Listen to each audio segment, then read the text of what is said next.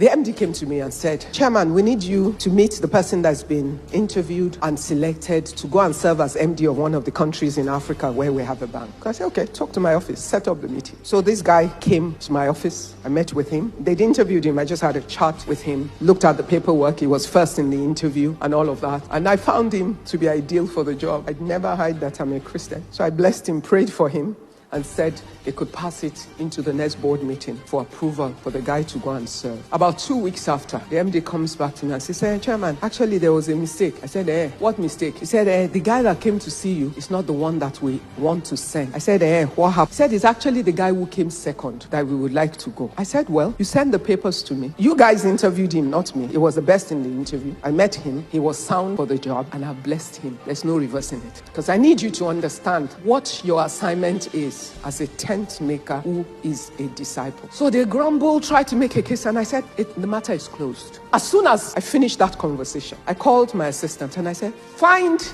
me some information about that guy. She said, why? I said, this is what just happened. This guy either has a praying mother or a praying wife. Because it was clear. Somehow they could have set it up that I will not know. Very, very easy. What will come to me will be what they planned. But somehow they confused themselves, delivered to me the fact paper, and it was clear that this guy was the best in the interview. And I had done my own part before they came back. So I knew this was the hand of God. So I said, go and find out for me. She Googled the guy. And then she came back to me laughing. I said, why? She showed me a picture of the guy and his wife. The girl was not wearing any earring. I said, I want more deeper life.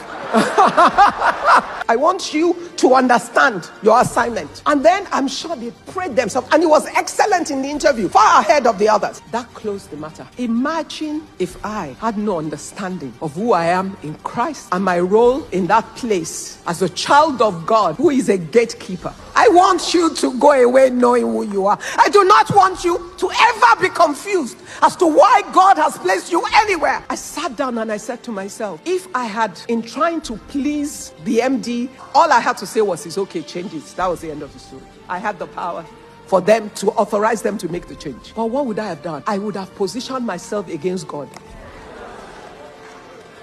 In one go, trying to please men and submit to their ways, I would have positioned myself against God.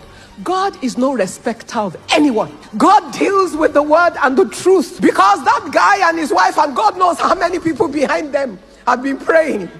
The hand of the Lord will fall upon me without a doubt. I'm a child of God, but I would have been against God in that moment. You know, when the guy finished 5 years, he sent me a message. I was long gone. Good afternoon, ma. Today makes it 5 years, January 23rd, 2018, when I met you for my interview for this country role. Meeting you was indeed divine in my journey. God used you to teach me some lessons, and I'm grateful to God for the opportunity to come in contact with you. I have since moved on from the bank after my successful tenure in the country. I will forever be grateful to God and to you for standing behind your decision. You are like Esther, who was sent into the palace for such a one as me. God bless you more. Let me tell you, this shook me to my bone, because very easily it could have gone the other way. I might not know the basis of my troubles, because many troubles will come after, because I will be against God.